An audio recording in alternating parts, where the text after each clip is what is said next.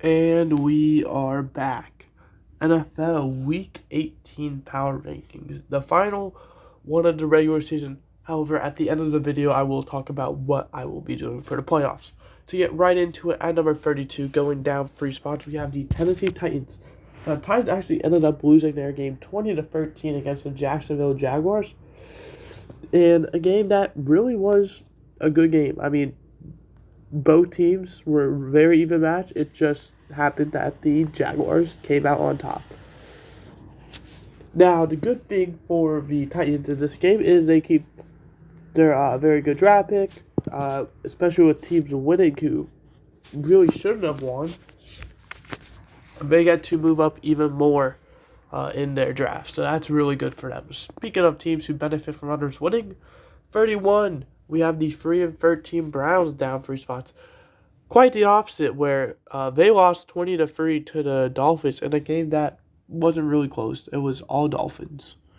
If anything, I still don't know why they're doing this, but the Browns need to go back to Jameis Winston because he gives you a much better chance of winning. And I mean, unless you're tanking, which I don't blame you if you do, there's really no reason to be starting anyone but Jameis right now.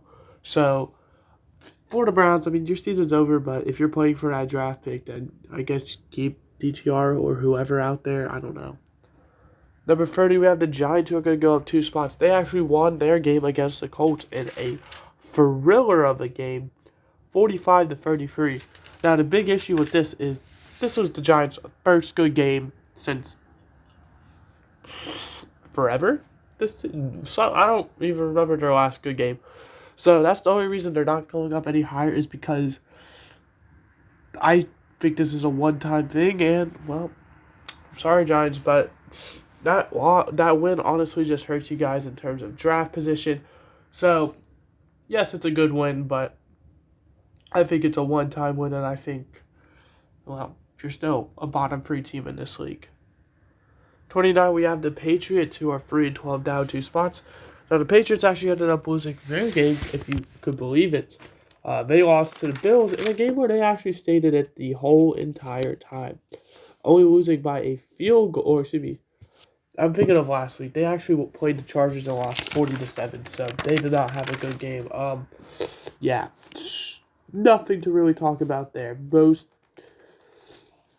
games are forgettable. However, a big thing that happened is Drake May did get pulled out of the game due to injury. He did end up returning, so bright news there. So, yeah. 28, we have the Bears, who are 4-12 down 2 spots. Now, the Bears, would you believe me if I said they lost? They did. 6-3. I know. A very high scoring game between them and the Seahawks. And that just shows the Bears. Their defense did amazing, only allowing 6 points, and you guys still weren't able to win that game. Yeah, that's the Bears for you. 27, we have the Jets, who did quite the opposite. They're 4-12 down 2 spots. They actually ended up losing their game, which they played the Bills. 40-14. And those 2 touchdowns were thrown in garbage time by Tyrod Taylor because they pulled Aaron Rodgers out of the game. He was having such a bad one. Now, the key thing to note is Aaron Rodgers, obviously, 499 touchdowns on his career. I'm curious to see if he's going to get that 50th, come next week if they even let him play. Very interested to see what happens there. But, yeah, for the Jets, this was a definite failure of a season. 26, we have the Saints, who are going to be going down 2 spots. They're 5-11. They ended up losing 25-10 to the Raiders. In a game that wasn't very surprising. Now, the big thing is the Raiders and Saints both have backup quarterbacks. However, I would much rather take Aiden O'Connell over Spencer Rattler, Jay Cater, whoever they roll with. I know it was Spencer Rattler that game, but point being, the Raiders just have a better backup quarterback, which ended up helping them win that game. And that's really all that happened. 25, we have the Jaguars, who are 4-12. They're going to be going up 6 spots. Nice win, 20-13 over the Titans. Really good game as well. The key thing is that you're the Jaguars. You know that hurt your draft pick. However, I do love your guys' roster. I think once Trevor Lawrence does come back, I think next season you guys could potentially be that team who made the playoffs a few years ago. That It's not too unrealistic, I believe. You have potential rookie of the year. Obviously, he's not going to win, but he would be a conversation in many other years. And Brian Thomas Jr. And yeah, I mean, your future is looking bright, but unfortunately, this season was just a dud. 24, we have the Raiders, who are going up 6 spots. With a nice win over the Saints, it's kind of the same thing where you guys got a win that doesn't really benefit you in terms of draft position, only hurts. But the bright spot is it showed you guys have a lot of potential. And when you're a really good roster in the Raiders, which I feel like, guys like Max Crosby, that's really about it, honestly. The Raiders don't have a lot going for them, but I feel like with this draft, they could definitely get a quarterback, albeit they probably have to reach for one because this isn't the greatest quarterback class, but you're really quarterback needy. I think we could see instant improvement if you guys just get a quarterback one. 23, we had the 49ers, who are 6-10, stayed the same. Now, they actually lost 34-40 to the Lions on Monday night in a really great game. Both teams putting up a lot of points, obviously very close game. And the 49ers were winning that game up until the very end, where the Lions just came back and stole it. 49ers were up big at half and somehow ended up losing. And the great thing for the 49ers is you probably have the best roster out of all of the teams with double-digit losses, and I don't think it's really close. So with that being said, the fact that you're going to get a good draft pick that's only going to help you improve your team is a really great thing for you guys for seasons to come. 22, we have the Cardinals, who are going to be staying the same. They're 7-9, coming off a 13-9 loss to the Rams.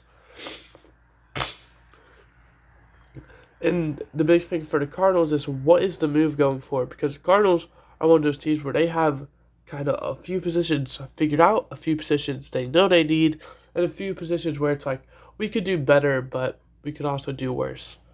And my big concern is the middle, where we could do better, but we could do worse. What is their move going forward with those positions? Because personally, Kyler Murray fits in that category for me.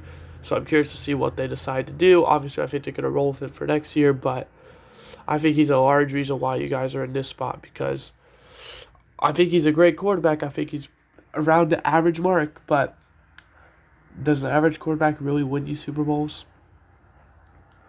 21, we had the Panthers, who are 4-12, stayed the same. They had an embarrassing loss to the Buccaneers, who, albeit Baker Mayfield had a career day, 48-14. So, yeah. The big takeaway from this is it helps you guys draft position. I do think you guys are, in a good spot, because personally, I'm rolling with Bryce Young another year. I think you found a potential quarterback in the future. I think you could go ahead and build a team around that guy. And even if it doesn't work out, this is not a strong quarterback class anyway. So you have a bad record, get a quarterback next year, and you have a good team already. So, yeah. Number 20, we have the Colts, who are 7-9. They're going to be staying the same. They ended up losing 45-33 to the Giants in a big game for them, because this actually knocked them out of the playoff race. They were in a really great spot if they were able to win. However, they weren't able to win. The big thing going forward for the Colts is kind of the same thing. Do you stick with Anthony Richardson another year? Because you're in a situation where you don't have the greatest draft pick. And in a quarterback class that is not very strong, Anthony Richardson is probably going to be better immediately than any of these other guys. So I think if you're the Colts, you are in a really tough spot. I think you waited out another year, because I do believe Anthony Richardson, giving him another year to develop, will make or break his career as a starting quarterback or as an Indianapolis Colt. So, yeah, we'll see what happens, but you're in a really tough spot. 19, we have the Cowboys, who are staying the same. They ended up losing to the Eagles, which sucks, but it was expected. The great thing about the Cowboys is the fact that you finished 7-9, potentially 8-9, potentially 7-10, whatever it may be, with Dak being injured, is a really positive sign, because that just means that once Dak is back and healthy next year, you guys could do what you've been doing and make the playoffs. There's really not much to say about this team. They did nothing against the Eagles on offense or defense, although if the scoreboard and the records didn't exist, the Cowboys would be a pretty good team. 18, we had the Falcons, who are going to be down a spot. They ended up losing 30-24 in overtime against the Commanders in a huge game, because that knocked them out of their position in the playoffs. Granted, they still have a chance if the Buccaneers lose and they win. However, Now they need to win and get help, whereas if they were able to just win against the Commanders and win their Week 18 game, they would have been in no matter what. So that loss really hurts them. However, what it showed is you were able to stick in that game till the very end. That's a good thing, especially against the Commanders, who are going to be in the playoffs. So if you're able to make it in, you could potentially win a game or two. 17, we have the Dolphins down a spot. Now, the only reason they're going down is because other teams are going up, as they won 20-3 against the Browns. Now, the Dolphins are in a really good spot for playoff because they're actually not in at the moment. However, if they win and the Denver Broncos lose, they're in. So the Broncos could easily lose. The Dolphins could easily win. We could be looking at the Miami Dolphins sneaking into playoffs. Granted, you would be going to Buffalo in less than ideal temperatures for people in Miami, but I don't think you'd really care because you'd make the playoffs. By the way, they had a great game against the Browns, so yeah. 16, we have the Seahawks, who are also going to be going down a spot. You won your game 6-3. However, even though you won, you did end up getting eliminated because your only path to the playoffs was through the Rams losing their division, which did not happen. Now, a cool thing to talk about for the Seahawks is they've kind of done the same thing every year, where they finish around the same record. It's kind of a situation with the Cardinals, where are they going to move on from Geno Smith? Because yes, Geno Smith, in my opinion, is a good quarterback. Same tier as Kyler Murray, where I think he's at league average. However, as you see, that's enough to sneak you into the playoffs or barely miss it. That's not really when you, as an NFL franchise, want to win Super Bowls, that's not really going to cut it. So I'm curious to see what the Seahawks now, what their game plan is moving forward. Because this will be the third season that Geno Smith has started. And the third season that Geno Smith will finish with 9 wins if they lose next week. Their best record under Geno Smith is 9-8, and they have the potential to go 9-8 for a third straight season. Number 15, we have the Texans going down a spot. This was embarrassing. On Christmas Day, the afternoon slate, you end up losing your game 31-2. Your only points were a safety. You couldn't even score a field goal. That's embarrassing. Now, thankfully for the Texans, they already have the 4 seed locked up. They can't do any better or any worse. So they probably won't play their starters. They have really nothing to lose because, like I said, they already have their spot, not only a playoff spot, but their actual spot. They are confirmed number 4 seed, locked up. So if you're the Texans, you probably rest your starters, and you are just looking towards next week in that wild card match. You could be up against either Pittsburgh, Baltimore, or the Chargers, I believe. I think those are your matchups. The Bengals are at 14, up 4 spots. They're 8-8. They are on a run. The Broncos are at 13. They're 9-7. They're staying the same. We're going to quickly talk about this. Now, the Broncos ended up losing to the Bengals, actually, in overtime, 30-24. Now, the big thing to note about this game is with that win, the Bengals not only kept their hopes alive, but kept the Miami Dolphins' hopes alive, and kept the Broncos, feeling a bit stressed because they have not locked up their spot yet. The Broncos are the only team remaining in the AFC who have not locked up their spot. They are 9-7. They are the 7th seed. If they win, they are in. Now, the Bengals, with that win, put them in a, not so good of a spot. They're kind of in the same spot. However, the Colts are out, so that helps them. The Bengals need to, 1, win, and they need 2, both the Broncos and the Dolphins to lose their games, and the Bengals would be in. Now, I think I speak for all of the NFL when we want the Bengals in, because have you seen how fun they are to watch on offense? That was an amazing game. If anything, it just showed that, the Bengals, if their defense even plays well enough to keep the opponent under 30 points, they're going to win you a football game, the offense will. So, yeah. The Broncos are only higher because they hold that favorable position, plus the Broncos have the better record. Yeah.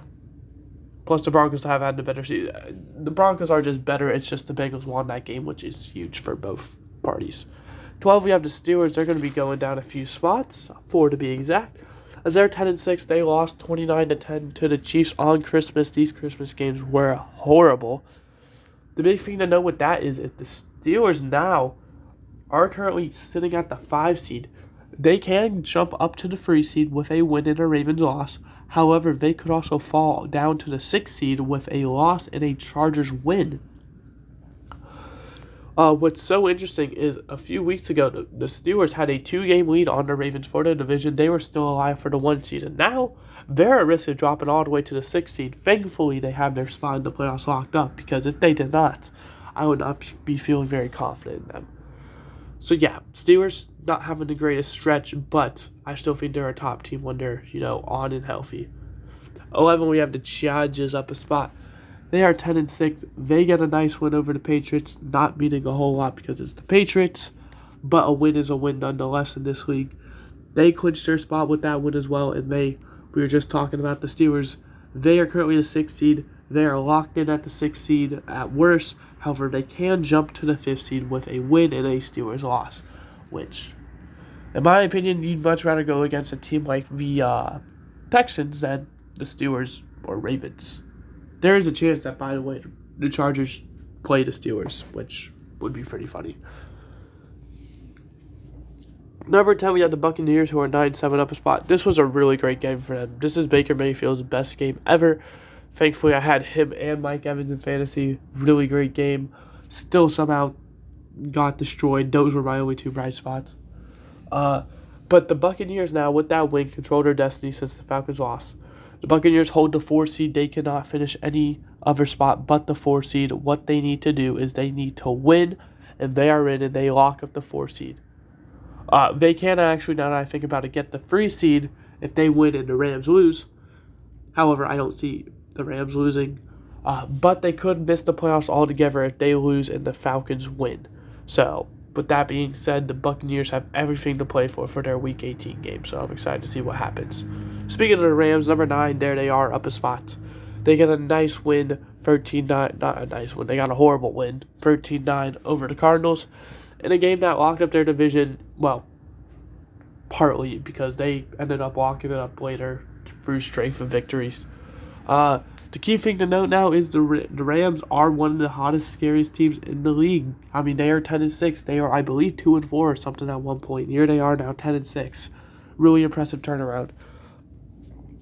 They have potential to keep the 3 seed if they win. They can drop to the 4 seed if they lose, and the Buccaneers win. And in a conference where the 5 seed, so the 4 seed and 5 seed will play each other, where the 5 seed will, at worst, their record at worst will be 14-3.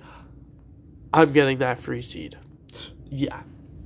Number 8, we have the Commanders, who are up a spot. They got a nice 30-24 overtime win against the Falcons in a game that locked up their playoff spot. Now, the Commanders are locked in the playoffs at the 6 seed. However, they can drop to the 7. If they win, they retain the 6 seed. However, if they lose and the Green Bay Packers win their Week 18 game, the Packers would jump to Commanders, and that would be that. And yet again, a conference where the 2 seed is 13-3, and the 3 seed is 10-6. I would much rather have that 6 seed and end up playing 10-6 seed. So there's that. Speaking of the Packers, on number 7, that's where they are, down a spot. They ended up losing 27-25 to the Vikings in a game where they were once trailing 20-3. And that's the big thing to talk about the Packers is last time they lost to the Vikings, it was by like 31-28, and I remember them being down 28-7 at one point. That's the same exact thing that happened. You cannot have that happen. You cannot score a field goal in the first half while allowing your opponent to score and have a free score lead. Because, legit, if you score a few more points in that first half, you win that game. And that's twice now this season. The Packers have done the same thing. So it just shows the Packers can compete with any team, anytime.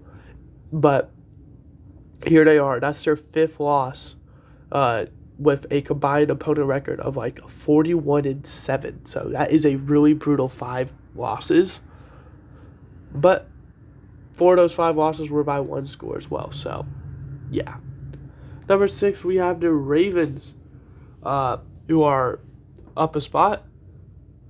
They ended up winning their game on Christmas, 31-2, and that locked up or excuse me, they already had their spot locked up, but that gives them a huge advantage in the division with the Steelers losing, as they are locked in at the 3 or 5 seed. If they win, they get the 3 seed. If they lose and the Steelers win, they drop to the 5 seed.